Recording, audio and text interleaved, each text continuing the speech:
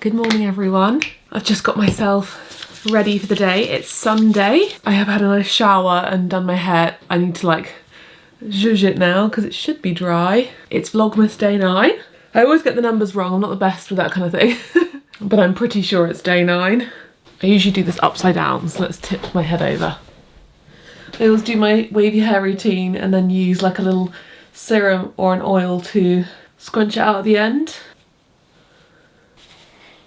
You never know what you're going to get with wavy hair. Whether sometimes I will have more spirals, sometimes it will just be, well, this is quite nice, it's a bit mermaidy. This is just very little waves, so that's nice. I'm really sorry that yesterday's vlog ended so abruptly. I just felt really ill because I've got this cold. I just made the cake and Alex made dinner and I honestly forgot to vlog. It's something I do during Vlogmas sometimes because I'm so used for my vlogs to being in the daytime, especially if Alex makes dinner, because usually, or on a day when I'm filming, if I make dinner, I'll film it for you. So Alex made a lovely curry. Oh, I got inhaled all that powder. Alex made a lovely curry and we did watch Black Doves. And it was really good, really enjoying it with Keira Knightley. So we did that and then I just went to bed and I was just feeling not well. So my brain obviously was switched off from vlogging. So I'm sorry, and I feel bad that we've not been doing our little question of the day. We haven't done that in a few days because we were away. So we'll try and revive that this evening. Thankfully the storm has died down. I think there are quite a few trees that have fallen down near us, what I'm seeing on the local groups. So we're going out today to the pub for my dad's birthday, even though it was yesterday because of the storm. And fingers crossed we don't come across any trees fallen down. Hopefully they've been cleared by now. We're going to the Tinner's Arms, which is on, I think, past St Ives, and my dad hasn't been there before and he was like really wanting to go because I think it's a pretty cute pub as far as I know, probably an old pub because my dad loves old pubs. We're gonna go for a family lunch and just have a really chill day. I frosted his cake this morning. It did end up going a bit lopsided. I am not talented at frosting cakes. It's something I want to get better at because I don't have the right equipment and I always do it a bit wrong. I don't think I put enough frosting in the middle. And then the cake had like split a little bit and it's kind of wonky, but it'll taste the same. I ran out of walnuts to decorate it with, so I think I'll do that when I get to my parents' house, sneakily behind my dad's back, so he doesn't know what I'm doing. So this is a paid partnership with BetterHelp. I've been an advocate for therapy for a really long time now. I open up all the time about my mental health. It's probably something that's naturally emerged on my channel just because I have dealt with anxiety, depression, and things like health anxiety, OCD for a long time, and an eating disorder, and it's really played a big part in my life. Being open about it has really helped me. Opening up to all of you has really helped me because it has made me find a community of people who are so caring and supportive and who also have been through the same things that I have been through. And I feel like we have this safe place now where we can all share those experiences. So I started therapy years and years ago. It was just during the pandemic that I properly started therapy. I had seen like people in the past about my mental health, but I'd never taken the step forwards into therapy, which when I look back makes me really sad. I dealt with an eating disorder from the ages of 18 to, I don't know, 24, 25, I don't really remember, but it was all throughout university and after university for a while. And even after that, even when I first started this YouTube channel, I think I was still dealing with a lot of the remnants of that experience. And I never had therapy throughout that entire period of time. I really wish I could go back to that time and just be that person to say, hey, go to the doctor, go get therapy because you shouldn't have to deal with this by yourself. And I did deal with it by myself for a very long time. I was extremely secretive, which is part of what I was going through, and it does make me deeply sad because I know that if I had sought professional help and spoken to someone about it, I could have got better earlier and I could have started the path of recovery sooner.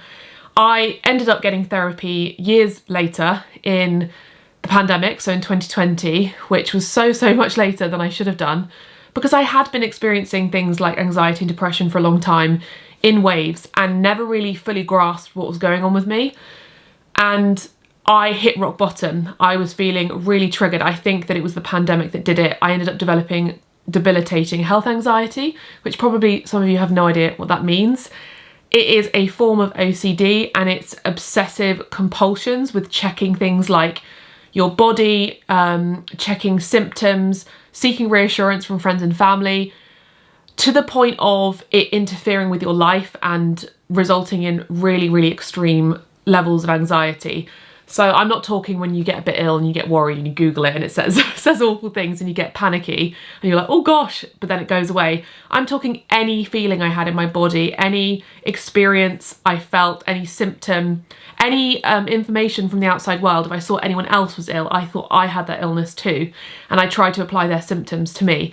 And it meant that I really honestly couldn't really work very much. I really struggled at that time to get anything done. My relationship suffered, my friendship suffered. I was a shell of myself. I was having panic attacks every week, and there were lots of reasons why, lots of triggers, and the only way that I was able to unpick that and figure out what was going on with me was through therapy. I sought therapy.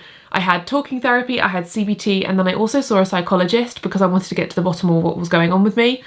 And through all these different types of therapy, I even had EMDR therapy, I started to unravel what was going on with me and why, and figure out a toolkit that I could use in the future if those feelings came up again. So for example, in CBT, I learned that reassurance seeking wasn't overall helping me. When I was ringing my mum saying I've got this symptom, it really makes me feel scared. What is it? Am I okay? I had to challenge doing that and try and kind of actively stop it because it was a compulsion of mine. And that's just one example of many things that I had to work on. And so I only learned that through therapy. I don't know what I would have done without therapy, honestly. And so if you are someone who has been going through something and you have felt like you're dealing with it alone, BetterHelp could be the solution for you. So if you're unaware of what BetterHelp is and this is new to you, it's a platform where therapists are connected with a client to help them communicate effectively and get the most out of therapy. The way it works is you fill out a short questionnaire answering some questions about yourself and what you're going through, and then you're paired with a therapist that's right for you. This usually takes about 2 days, which is, I think, the strength of BetterHelp. It's amazing that you can be paired with a therapist so quickly and actually be speaking to somebody so fast if you're going through something.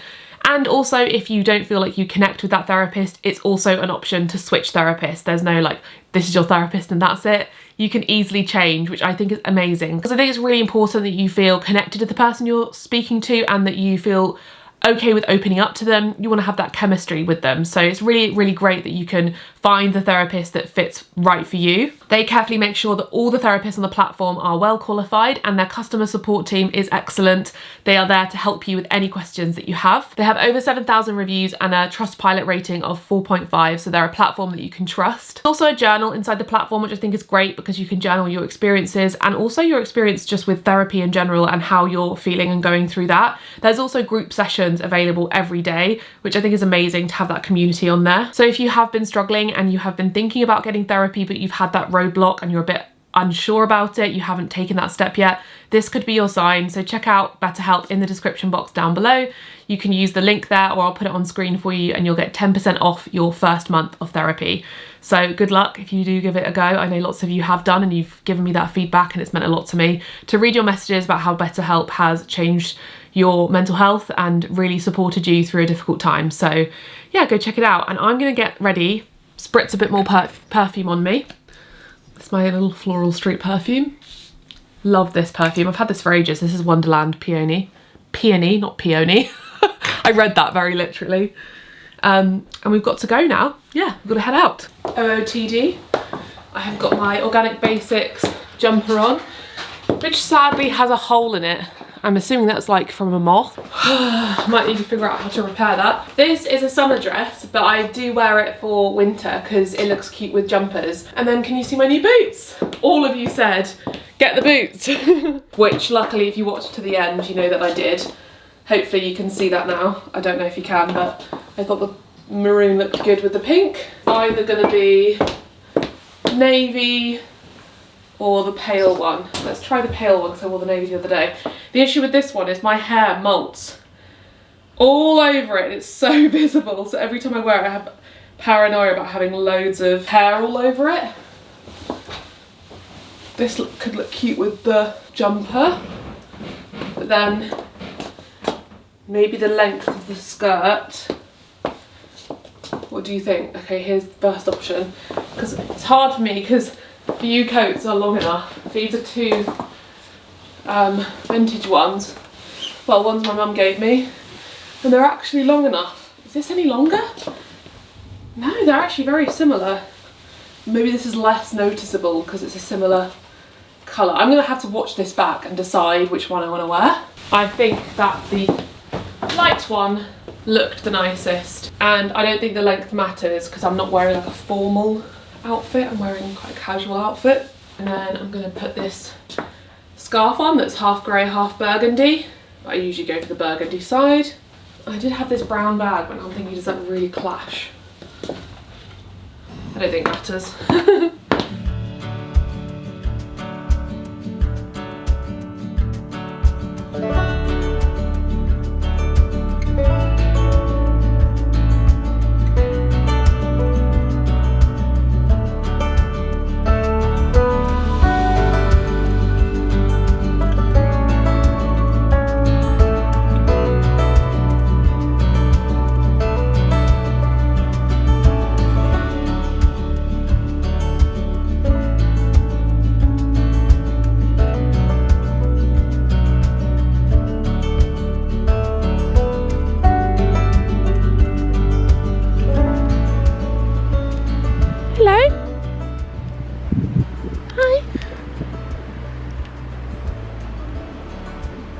Hello, you're very friendly.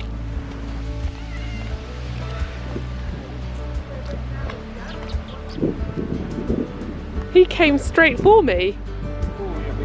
He made a beeline for me.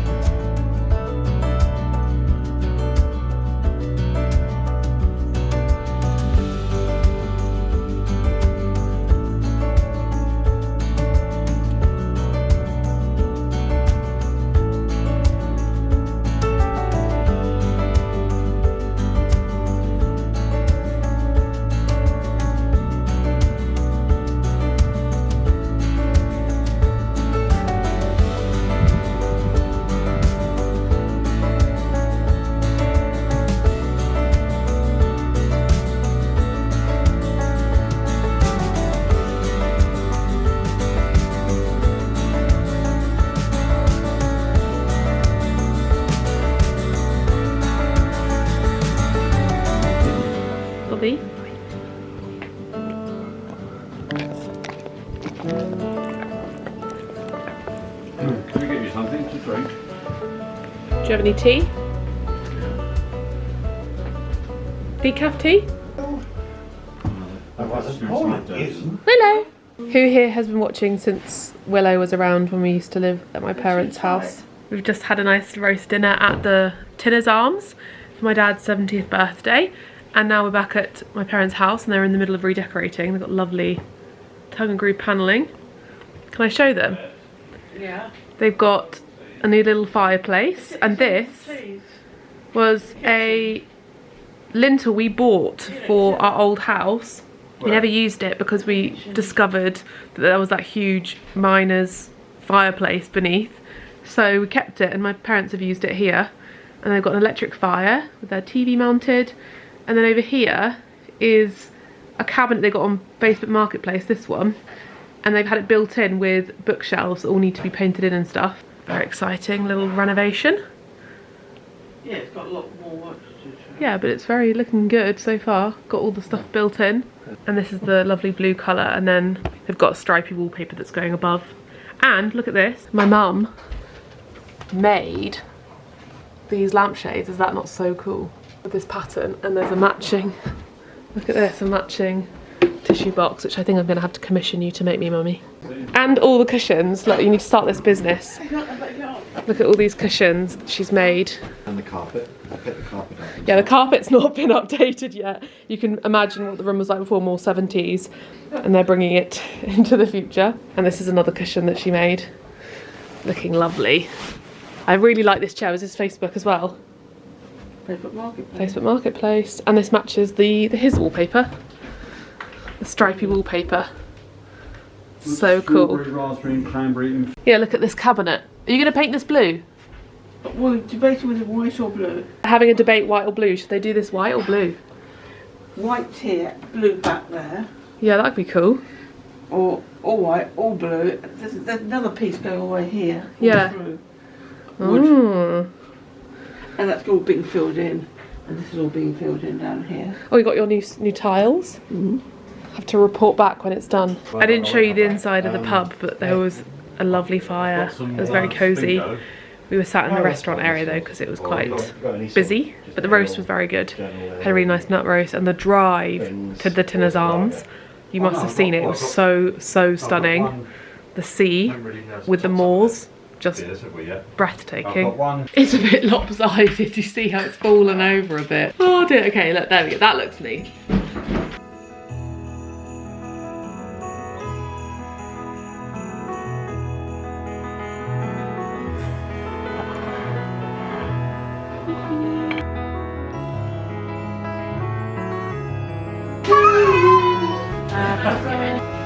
Yummy. Oh, yummy, thank you. I'm intrigued to try this recipe.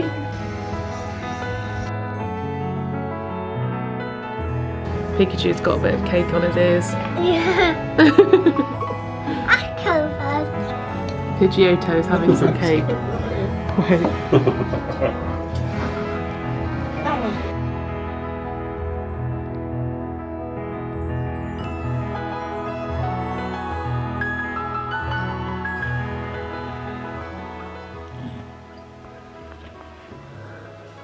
Good evening. Oh, Zeus has come to join. We've got the whole family. Zeus!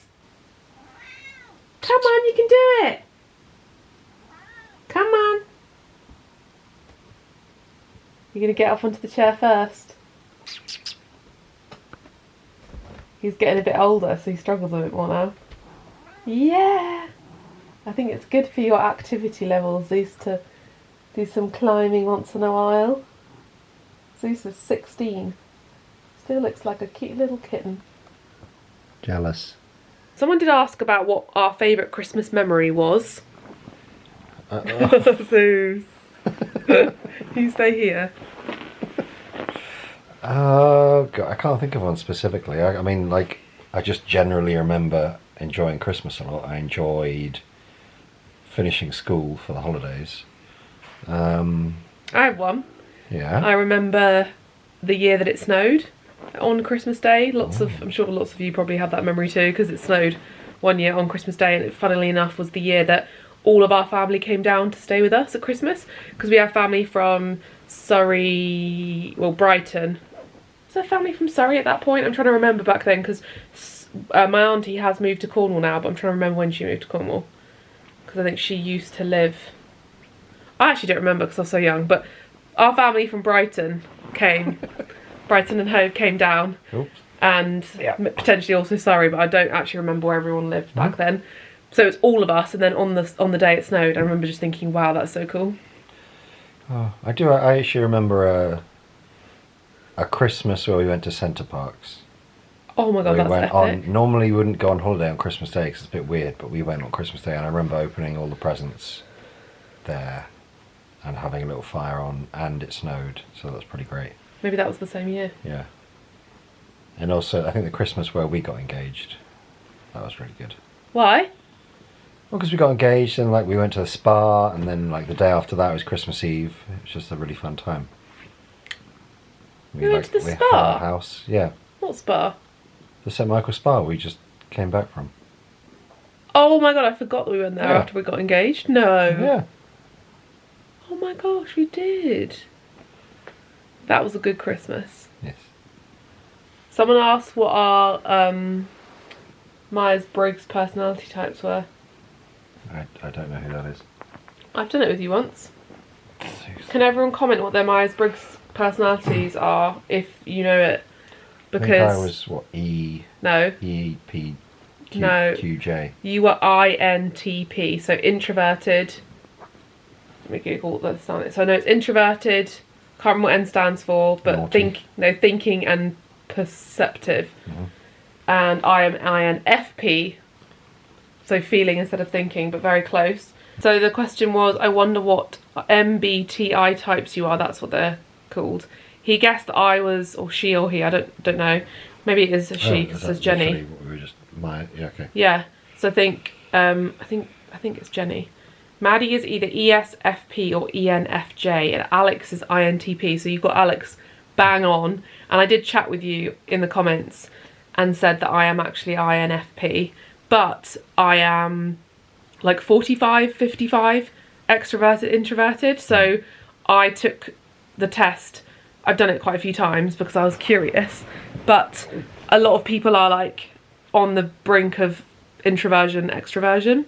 Whereas Alex, when he took the test, he was literally like 95% introvert, which I thought was really interesting. So if you haven't done the test, I'll leave it below. It's really interesting. It gives you like a whole summary of your personality, your career path, celebrities who have the same personality types, your like relationships, maybe the struggles that you have. It's really interesting. I love this kind of stuff. Don't think you're so bothered, but It's interesting, but I don't I'll give a quick summary of what INFP is for you. I don't set too much store by it. It's interesting to see the percentages. Yeah. That's good. Because like you could say, oh, I'm this, but really like we're both introverted, but actually you're much less introverted than I am. Yeah. Which is fun to see. I think it's very accurate because I am both, but I do need a little bit more time by myself. So you are introverted, intuitive, feeling and perceiving. So people with this personality type are often described as idealists, mediators or healers. So you're driven to make the world a better place and are often a perfectionist. You're creative, imaginative and enjoy coming up with creative solutions to problems. Empathetic, you're driven by empathy and concern for others. They're known for being sensitive and having profound emotional responses to people, art. Oh no, this is me, sorry. Yeah. I thought I was reading out yours. Maybe I typed it wrong. What's wrong with my brain? I was like, wait. I was like, wait, that's not me. I know, I yours. was reading that and I was thinking, this You're is very... reading out yours. Yeah, no, sorry, this is me. I was thinking, wait, Alex is not... That's why I'm like, you're not values driven, you're not empathetic. So INFPs tend to be quiet and reserved, but they have rich inner lives. They need time alone to recharge, but also tend to get close to the people in their life. So the thing with me is I am extroverted with people I know, but with people I don't know, I'm not. So I think that's why I come across as extroverted on the internet, because this to me feels like a diary. But if you don't know me, I feel like I can. But then also, probably on a good day, if I took the test, I might be an ENFP because... Yep. I've got strong value systems and are committed to maintaining alignment with my principles. They often choose careers in creative or human service oriented fields where they can use their empathy and communication skills. They're overrepresented in occupations in counselling, writing and the arts, which I took a degree in art history and I nearly did art. And I'm fascinated by psychology. And I feel like my job is communication skills and like I'm very passionate about... What? You're on camera communicating. Yeah, and I'm really passionate about like the drive behind me doing this channel is to help people, because I really, that's the main feedback I get, is that I help people with their mental health or with things like food or learning how to cook. Veganism, all those things matter a lot to me. Some famous people with the INTP personality type include Albert Einstein. INTPs are often independent and may only have a few close friends. INTPs enjoy taking an unconventional approach to many aspects of life. What does that mean? I don't know how this differs to what you said, some of this. Quiet and analytical. Yeah. INTPs are often thoughtful and pensive, enjoying time alone, thinking about how things work. Yes, that sounds about right. What other things? He said, you're curious and pride themselves on their unique perspective and vigorous intellect. But it says they can be great teammates and leaders in the workplace. Is that true? Yeah, I think because if you did work in a conventional office, I think you would be someone people would turn to be like easygoing and logical. Anyway, take the test. I'll leave it below. I'm the person sat in the corner who's worked there for 40 years and knows how things work. But I don't interact with anyone. Yeah, so go take the test because I think it's really interesting and I love those kinds of personality quizzes. There's the other one, the Enneagram one, where you're like a number. And then there's the human design one, which I recently heard about, which I did as well, but I've forgotten what I was. I love all of those sorts of things. And then obviously horoscopes. I was about to say, you haven't mentioned horoscopes I honestly yet. am I have a horoscope. My sister got my whole horoscope read and it's in a binder and I loved it so much. I did, yeah. It's so interesting because you can find out. I just find it really interesting. I know lots of you won't be into horoscopes. I'm not into it in the way of like, I'm like fascinated by it or believe it in some religious, not religious, but what's the word? Spiritual? Like, I think I believe it on a loosely spiritual way. I don't believe it on a, like, I don't live my life by it way. But I find it really interesting. What? I don't even know what my star sign is. Yes, you do. It's Pisces. Pisces? What's Pisces? You know what your star sign is. When's my birthday? Stop it. I'm Aquarius, Alex is Pisces. That may or may not go well together. They Who do. knows? They're not the best, but they do go well. Because it doesn't just depend on your star sign, though. It just depends on your rising and your moon sign. So I'm Aquarius, Libra, Leo. And I think Alex is Pisces. Pisces. No, but I think you had Scorpio and... Oh, I don't remember. You could guess anything and it would mean the same. No, I need to find out. We have a result. He is Pisces, Scorpio, Aquarius. We share. I didn't know that. Is that different to what you got last time? Maybe you had the wrong... Yeah. No, I just made up these details. Wait, no, sorry. When were you actually born? Do you know? Who knows that? Huh? No idea. I know that. I was born just past midnight. Do you not know when you were born? Sometime in the morning, yeah. Alex, no, you need to find out. Because if you put an hour earlier, it's Capricorn. Because every hour of the day... How do you change this? Let's say, oh my God. I swear it wasn't Aquarius last time. Yeah. Capricorn. 10 minutes earlier changes the entire thing. Yes, because it's a different hour. That's just an Can you tell? arbitrary made-up thing, depending on where you are, what country you're in. It means nothing. But you could say that about anything religious or spiritual. Yes. Alex, you're so funny. He's definitely not a horoscope or astrology believer. Menace, Zeus. Do you're not, I know the answer to this, but you're not religious at all either, are you? But you're less, I feel like you're less skeptic about religion. You're not religious, but you have like an understanding of like why that's believed. I mean, also whereas you're really skeptical about astrology. Something you're taught for like almost 18 years, so yes. you kind of get it drilled into you. Horoscopes, I don't know. I just think like it's because it's like, okay, so you can do it to the minute for your time, and that changes your ascendant sign. Yeah. But it's sort of vague. Oh, I was born in this city. So it's the position of where you are on the planet. Why don't you want to know the exact GPS coordinates? Because it's where the planets were when you were born. It's where all the planets were. Okay. So this is where the sun was. That's where the moon was. Yeah. What if you said I was born in London, but that could be, you know, it could be but they ask you to specify. I love it. Because it's still just a moon sign, ascendant sign, sun sign. What's the next one they're going to invent? There's not invented. They've been around for longer than religion, honey. What? You know, paganism was there before. Signs? No, astrology and paganism was there before Christianity. Yeah, was this all ascendant signs? Yes, yes. Astrology goes further back. Why is there no descendant sign? There is. There's lots of signs. Well, why isn't it there? Because these are your big three. That's what it's called. That's what I mean. Those are things that they add lots of smaller ones. Extra. No, they don't. Until you get the match you want. No.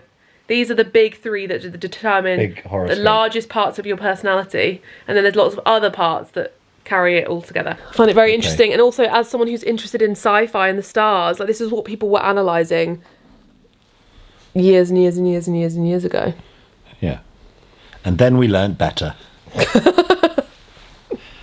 Anyway, let me know if you're into astrology or not, because I find it interesting. It's a bit of fun, isn't it? Anyway. Yes, you enjoy it. And that is your right. I just find it a bit of fun, really. But yeah, just Google when it started. The earliest evidence of astrology dates back to the 3rd millennium BCE, when people began to observe astronomical cycles. Astrology was a scholarly tradition in Eurasia until the 17th century. Very interesting. Anyway, I'm gonna have a bath, settle in, and Alex is probably gonna go and be silent for the rest of the evening because in his true introverted state, he needs some time off. I need to play some sort of video game. Yeah. But I don't know what one to play. Skyrim. Yeah, but I've played that so much that I've kind of... Fallout. It's also been a few... Yeah, I've played... It's just... I'm in between video games. Yeah, that's not fun. Start. Yeah. Because I also have to learn... Why don't you play a bit of Hogwarts Legacy? Because that's quite cosy. I did think that. Yeah, go do that. Just go and just fart around. But again, it's like... I need like an entire day to begin a whole new thing and to enjoy that. Yeah. And I've also forgotten what all the buttons do, because I can only have one like button layout in my head at one moment. So I need to erase the Skyrim button things to start a new one, and that I need at least several hours for that, which time I do not have this evening. Do you understand this? Yes, I do, very good. much. Yes. Yeah, to start something new like that, you have to have dedicated time. And that's why I just end up just sitting, staring at my phone and scrolling. I don't do anything. Why don't you play like another game that's easy, like the car game?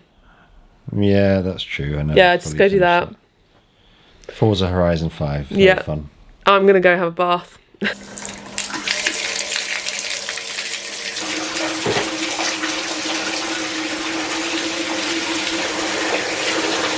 It's bath time and this is my setup. We have the Lush Bright Side Bubble Bar. We have my iPad. I'm going to catch up on I'm a Celebrity. It's so good this year. I have got a peppermint tea, a glass of sparkling water. I often have a snack. I don't feel like one tonight because I just had some yogurt, but sometimes I have chocolate in the bath as well, which I know some people find that weird to have food in the bath, but I do love a chocolate bar in the bath. I washed my hair this morning, so don't need to wash my hair, so it's up in a little, looks like a very, is it kind of Victorian or Edwardian bun? Where it's very full here and then a really like little bun. But I want to see if I can find some kind of skincare mask. Maybe this one, yes. I'm going to use the Typology Regenerating Face Scrub with Olive Squalane for my face. And I'm going to use these to remove my face makeup and have a proper pamper, because that's what you need on a Sunday afternoon, evening, don't you? I didn't show you the other day, but we got a candle in Willow and Stone. I think it was in my bag, so in a different bag, so I didn't show you. What brand is it? I swear it did. Oh, but it's a pine scented one, so it's perfect for Christmas time.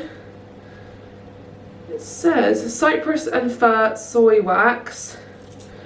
Maybe it's just the Willow and Stone one that they make. But it's soy wax. I always go for soy wax because paraffin wax can be a bit toxic. I don't want to be one of those people to sort of start harping on about what's toxic and stuff, because like I don't want to fearmonger. But I think there's nothing wrong with paraffin wax in like small doses. But I think if you're someone who burns a lot of candles, like I'll sit here in the bath and have a candle burning. Things like soy wax, if you're vegan, or beeswax candles are better to be inhaling, because paraffin wax obviously is paraffin, so it's just like on the nicer, safer side, and I just prefer to have those kinds of things in my home. Don't be afraid though, if you have paraffin wax candles, they're fine. Obviously just don't be burning them all the time and have all the windows closed, that kind of thing. That's I really try and hesitate, because I used to be a bit more opinionated about toxic things in skincare, and I'm just not a doctor. I'm not educated to share that kind of information, and I think generally speaking it's always fine in moderation. But yeah, I like to kind of be on the safe side, so I always opt for soy wax candles. Handy dandy lighter. I really like this little container. I'm going to keep this afterwards, because that would be really cute to store like jewellery, or even just to have on the side. It's very pretty as like a decoration. I'm going to put my TV show on and sink into the bath. My bath was glorious, and I'm going to use my And Begin, which I do have a discount code and link for. I don't remember it off the top of my head, so I'll put it on screen and link it below. Basically the same company as Skin and Me, but this is specifically made for women who are a bit older. So obviously I'm only 32, but I am at the age where I'm starting to notice changes in my skin. So now and older, basically, I think this is probably suitable for people who are 30 and above, and it's tailored for that, specifically for the needs of skin that's a little bit older. So hydrating and anti-wrinkle, that kind of thing. So this is a serum in a cream, and I use it every night, and I have done ever since they sent it to me. So I worked with them a while ago, and I've been using it ever since, because it's fantastic. Because I put this on at night and that's it. No moisturiser, no serums, no creams, just one thing. And you can also do an extra pump. They say to do an extra pump and run that down your neck and your décolletage, because obviously that's the area that also ages alongside your face, which you don't really need to worry about too much when you're younger, but once you get a little bit older, it's something that can become more noticeable. So I like to do this now because I'm looking to the future, and at this age I'm not particularly interested in things like botox or other, I don't know, fillers, all that kind of surgical, not that that's surgical, but other beauty treatments. That's not something I'm interested in personally. So I love skincare and looking after my skin through my diet and that kind of stuff. And I feel like my skin is looking pretty good and clear. I'm pretty happy with my skin for my age. I know it's something I do worry about because sometimes I look in the mirror and I'm just like, oh my goodness, especially like the smile lines. Like when I smile, I notice it in photos, but I try and check myself when I think that way, because I like to think, you know, Maddie, aging is a privilege and you don't need to look 20. Like, it's okay. That is like the system we're in, trying to teach me that as a woman I have to stay young, and you don't. Being older is a privilege and it comes with so many benefits. Like being in my 30s, I know myself so much better. My life is so much more full. There's so many exciting things on the horizon for me, and each decade has its benefits, so it's something to look forward to be honest. And I have to constantly remind myself of that when you see a lot of stuff online which is, I don't know, way too much about eternally looking youthful. I kind of prefer to think of it like I'm taking care of myself, like with things like this. This feels very like a positive, nice thing. Like I'm gonna look after my skin for the age that it is, and to keep it hydrated because wrinkles are more likely, or my skin is probably gonna get a bit drier, the elasticity is gonna change. So I'm gonna look after it with something. And that's how I see it. You may be completely like not interested in skincare at all because you just fully want to embrace aging and not even use things that you know, help with that, which is great too. Or you may be into botox and other anti-aging things, which is also great. Everyone's very different, but I like to think about like what is my motivation for it. So for me, this is because I like to look after it and it feels very lovely as a way to do that. So yeah, let me know your thoughts. I feel like it's an interesting topic for people who follow me and the different ages. Most of you are 25 to 44, so makes sense obviously. So let me know, because it's probably on all of our minds. It's a conversation I have with my friends all the time, because I think every woman thinks about it. Things like botox, filler, anti-aging treatments, what to do at this age, you know, is so much more prevalent, and the pressure that puts you under. And yeah, it does play on my mind a lot, especially because I'm someone who's online and I'm camera facing. I'm always on camera and analysing how I look. So it's probably more so of a thing to think about than for me than it is for other people, because you may not be like, I don't know, looking at yourself as often, or your appearance isn't as like out there. Yeah, one of those things. But I also, yeah, I really do not judge women who do get that done. Like, they could just be doing it because they love it and it makes them feel great, and that is amazing. So each to their own, in my opinion. I have moved the candle into the bedroom. I've got my cozy pajamas. These I always wear at Christmas time. I've already been in this bed obviously earlier on, chatting away to you. So it's not made. I actually love getting into a made bed after a bath. Unfortunately, that's been ruined from us having our lie down earlier. I'm gonna put the TV on and I'm gonna wind down to Gilmore Girls. These were the doodles I was talking about. I basically googled like pen doodles because I thought, what can I do in bed? Pens are so not messy, and I want to maybe do some get a set of pencils. I started this one with this one because I saw this on TikTok where you draw stars and then you draw around them and join them. Did I do one before this? I'm trying to remember. Oh yeah, I did some butterflies. I also drew my wallpaper, and then I googled like pen doodles and did this one. Did I do another one? Oh, I haven't done that. I thought I started another one. So I'm going to start another one tonight because I find it very relaxing. So that's my evening. Make sure you give this video a thumbs up, leave a comment and subscribe if you've been enjoying Vlogmas because it always helps out. And leave a little candle emoji if you watch to the end of this video. And I'll see you tomorrow. Bye.